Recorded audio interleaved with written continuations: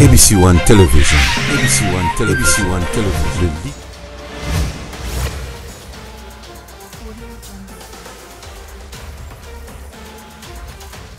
Voilà, mesdames, messieurs, bonjour, bonsoir. On a l'occasion de prendre l'heure à laquelle aujourd'hui on a biso à travers le monde. Merci, Nabaïbapé, Sarabiso confiance na ABC One. C'est Jésus-Christ qui est le number one. ABC One, toujours au chevet d'actualité. Mbote Nabino Banso, mais et le monde a Sengabino qui a continué à liker cette émission, hein, vidéo oyo, Kobomba Sangote.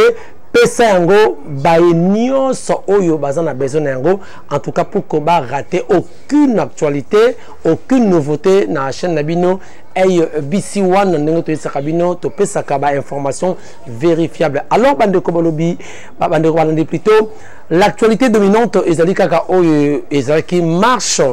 Il y a mon amboka le président Martin Fayulu m'a dit Oyo a programmé Kiango Namokolo et à l'élo le 16 octobre 2021 to l'accès kibino meeting Oyo a Salaki na partie est ya capitale kuna na nini na terre à Sainte-Thérèse et si ka pinga wabino na Salaki victime ba zokinga porte-monnaie ba zokinga pe ba téléphone en tout cas mais pour Namboka Torbaki, s'il faut mourir pour le pays, on mourra pour le pays. On va tout donner pour que ce pays puisse changer. Néangwana, l'élo de retour Nabino, Nazanabino. Alors, Boébi va marcher, Retaki, le 15, le 29, Moïni à Congo, toujours empêchement. Et enfin, marche, il y a Martin Fayulu et Salami Lelo. Et malgré l'interdiction, il y a itinéraire, c'était prévu, et dans la partie est, qu'on a Tchango, mais Neka Balobarake, Baini à Congo, Boyi, président Martin Fayulu, Asala Abana na partie est, Abanda Kiango, na Kianza, voilà, Université Kianza, et marche Banda Kiwana, pour connaître le point de chute nango na première rue. En principe, il fallait qu'il y ait un parlement. Mais, tchaki, soda, vous allez voir que soda, boy même, bandeko baleka, bakende ti pays du peuple, souk ici, quand on apprend ces universités, comme on a kuna na ngaba na commune, si quand on a quoi ya triomphal na première rue, de Sika, Martin Fayulu a Salaki. Mais Martin Fayulu a essayé de brosser actualité Yambo Cannabis. Il a parlé de RAM. Il a parlé Makambo Italie, insécurité dans l'Est, Bande Konaïb, Sakabino, l'insécurité. Le pays va très mal. Malgré l'état de siège instauré, où ils ont la 10e prorogation, mais les gens continuent à mourir dans l'Est. Chaque jour à Nituri, chaque jour à Babeni, chaque jour à Nord Kivu, il y a toujours la tuerie. Nous ne sommes pas contre le FARDC. Le FARDC est allé, ça va 20 soldats. Ils ont marqué, mais sauf qu'il y a très, ils ont infiltré. L'armée est infiltrée. Là où il y a l'infiltration, il y a des étrangers. Il y a beaucoup d'intrus dans cette armée. Comment on pourra gagner? On ne pourra jamais gagner. Donc il faut qu'on l'ongola traite dans la katia armée pour que sécurité et zonga vraiment alors nakoloba mingité na kotika bino bolanda c'est que Martin Fayulu alobaki a brossé na meeting naye c'est-à-dire na marche après qu'on passe un message très fort pour Namboka pour la population vraiment où qu'on passe un espoir pour la 2023 bolanda ngonan.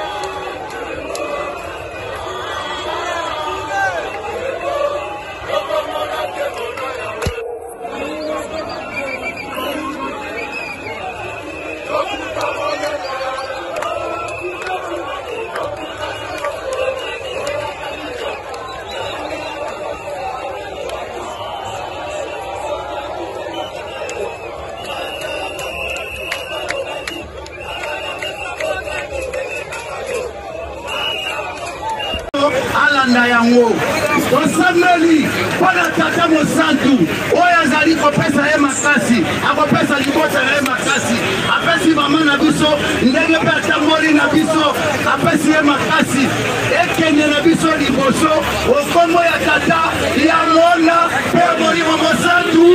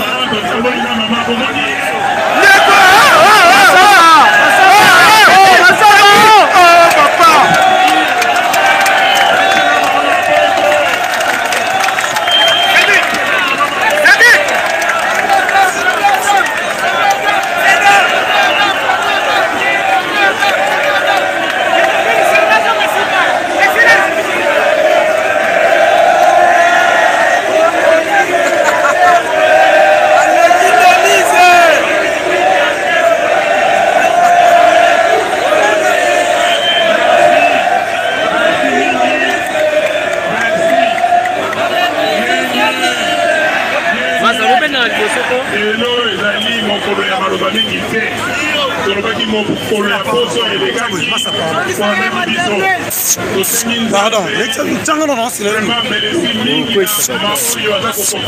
Cédric,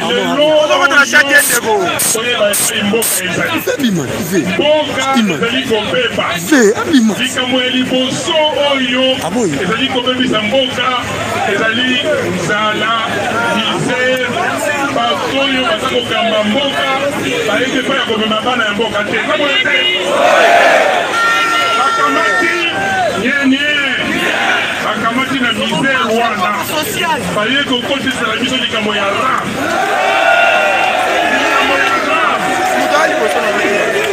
olinini mpona rap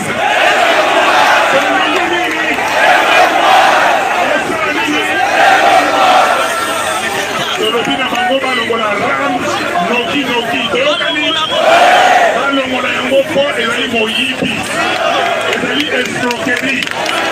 Donc il faut akitisa makati na ye na sete totambola toloba yango boganga parce que ezali moyibi ram esala nini soki elongwe mbongo oyo bazwaki basala nango nini eske kokola na ngai na makambo ekolobike ramukolongwa kokola na ngai kondisi yango ya mibale ezali insécurité likolo nyonso koboma kuna na Beni kuna na Ituri na Nord Kivu mobimba koboma bandeko na biso makambo oyo ekosila mokolo nini me ndenge nini barebele balobi ke barebele baza na mboka na biso me barebele wana bakendeke na mboka na bango te barebele ya Uganda barebele oyo ya Rwanda baza koboma bandeko na biso mpona nini bakende koboma bato na Rwanda te na Uganda te yango wana bandeko na ngai yango wana kosenga makambo oyo ya état de siège esila toyokani administration ezonga na peuple administration civile mpona kosala makambo wana bongo basoda na biso bapesa bango mandoki bapesa bango makoki mpona kobenda na bato wana toyokani bandeko na ngai ndeko na biso moko kombo na ye Idengo artiste azali artiste musicien aza koyemba matembo révolutionnaire bakangaki ye na Beni babimisi ye mbala liboso bakangi ye mbala mibale babimisi ye sikoyo lisusu balobi ke makambo eza kobonga te ayembi ya nzembo bakangi ye balongoli ye na prison na Beni bamemi ye na Est-ce que Batou Oyo, parce que vous avez dit que l'État, parce que vous avez mis qu'il y a l'État, parce que vous avez dit que l'État, parce que vous avez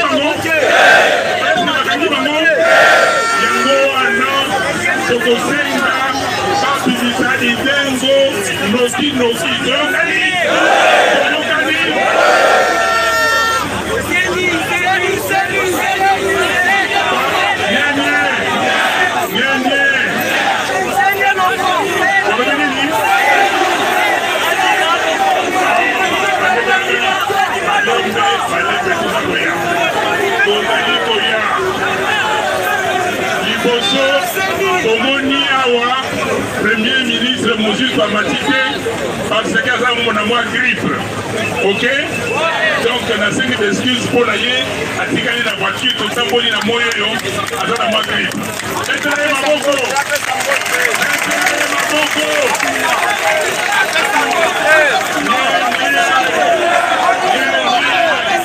Congo oh yeah.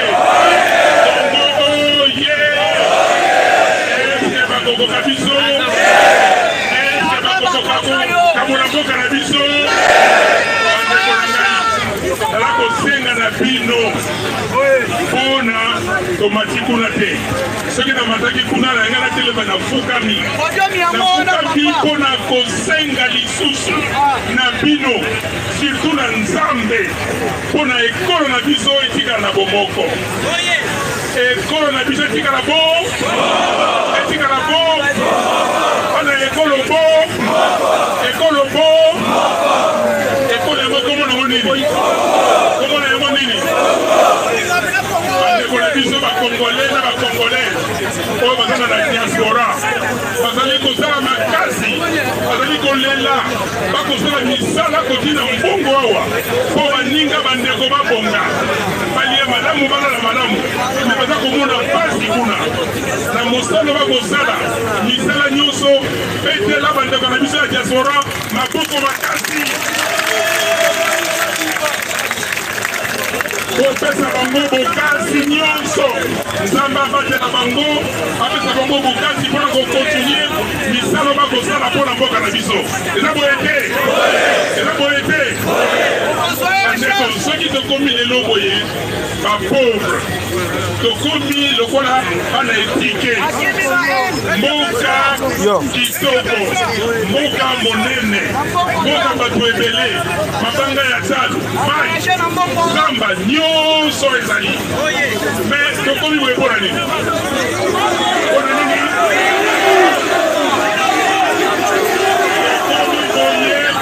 mpona badirigant bazali miyibi mpona badirigant oyo bazali awa peuple te moto eponaki bango oza boye te bino boponaki bato baza kuna oponaki bango me nani oyo asalaki mbeba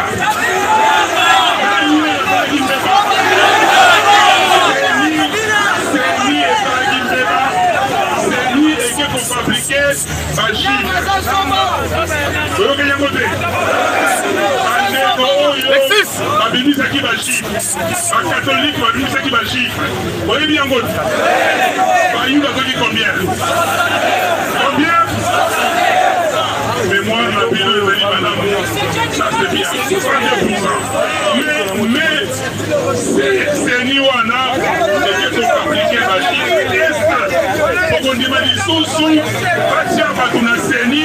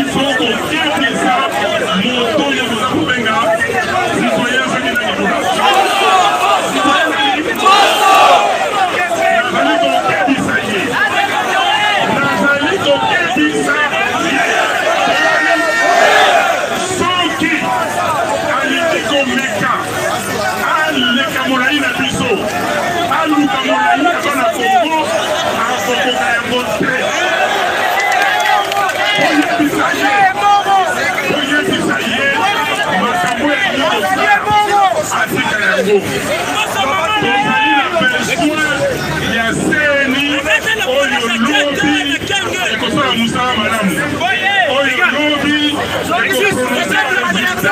oyo bana ya Kongo balingi eza boye te eza boye te soki moto wana akontinue na motema na ye osengi nga nasala nini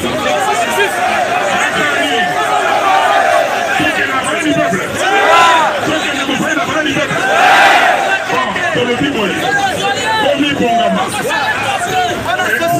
yalikama liseki te komibongama nalobi nini tokokende kuna na palais du peuple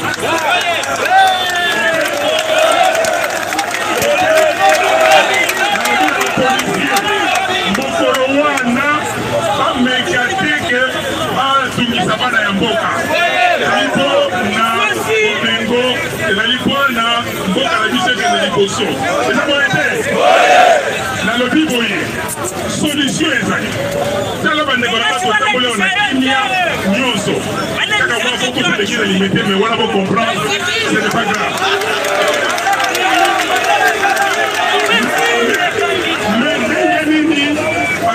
balingi babebisa ezaleli ebana ya Kongo parce que toka na besoin ya loi babengi loi sur la CENI loi portant organisation et fonctionnement ya CENI tokoki kovanda biso nyonso mikolo mike meme misato pamba tosilisi loi wana ebongo bato ya CENI totie bango po ndenge tolobi alie politique te totie bato oyo bakoki kosala mosala malamu bapolitiki mosala bango kosurveille kokengela eza boye te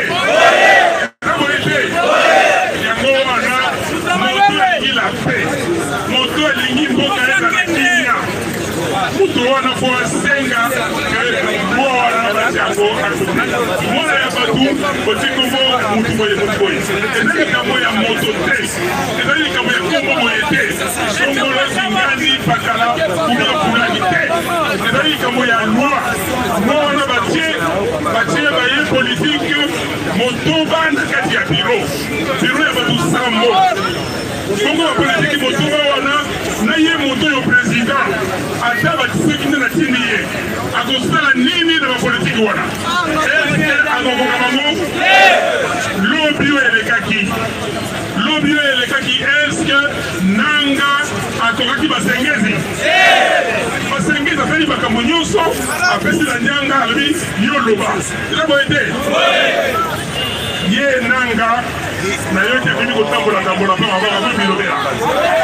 akoli bilobela na bato baza koyamba ye nayebi te soki bazali kokanisa nini nanga place na ye ezali wapi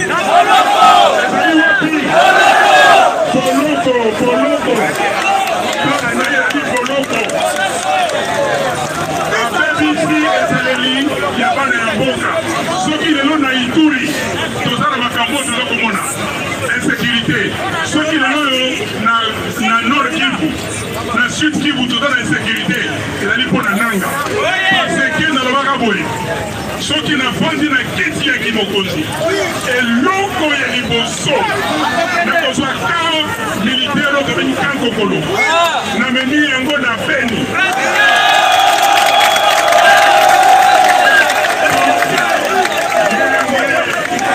kotia basole ya mpiko wana ya Kongo oyo makasi opesi bango baekipement balongolola biso bakoyo babengi barebele soki bauti wana tozwi na frontière oyo ya biso nyonso totie baunité mpona kosurveille frontière na biso eza boye te eske eloko wana mpona ya kosala yango ezali pasi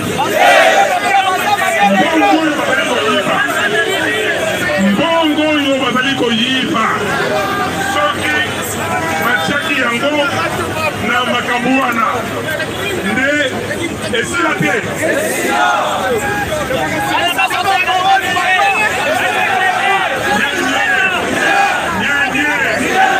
bandeko na ngai likambo oyo ya seni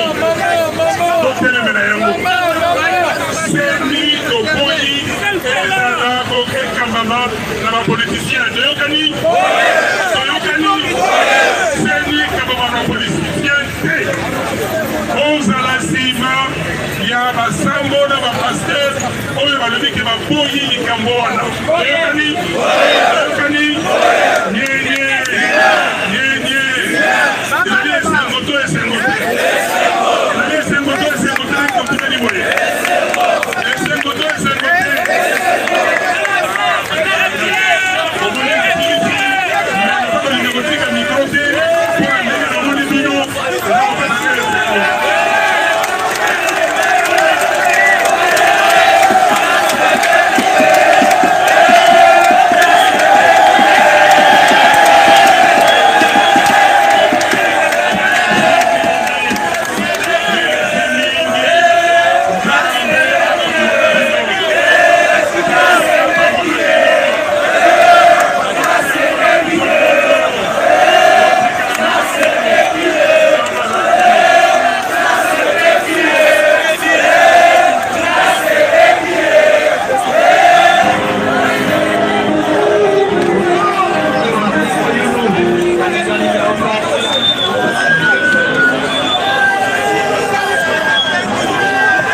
Voilà, pas de commentaire à faire. Et là, vous avez que beaucoup fout à biso, mon abisso ya ram. Beaucoup fout à biso, beaucoup fout à seram, bon on est à ram. Beaucoup fout à fali, bon on est à ram. Parce que bon, trop, c'est trop. Ça, c'est de l'escroquerie de l'État. Et l'État n'a pas escroqué, n'a pas escroqué le peuple, le peuple d'abord. C'est ça. Alors, vous avez suivi tous les messages du président Martin Fayoulou. Les lots, donc, le peuple congolais, déjà, Makamebandi, soulevons-nous, appliquons l'article 64. Appliquons l'article 64. On est là pour ça et nous devons libérer ce pays. Ce pays appartient à nous tous. Personne n'a le monopole de ce pays. Nous sommes tous Congolais. Merci beaucoup, merci na grande équipe Oyeteninga Compagnie. Merci na Falimatoko. Merci na Dano Mayemba Ayemba Yemba. Merci également na Bandeko Nyonso. Continuez vraiment à aimer cette vidéo, partagez-la et puis sur Amazon, on a de te prochainement. Prenez notre numéro. Ciao.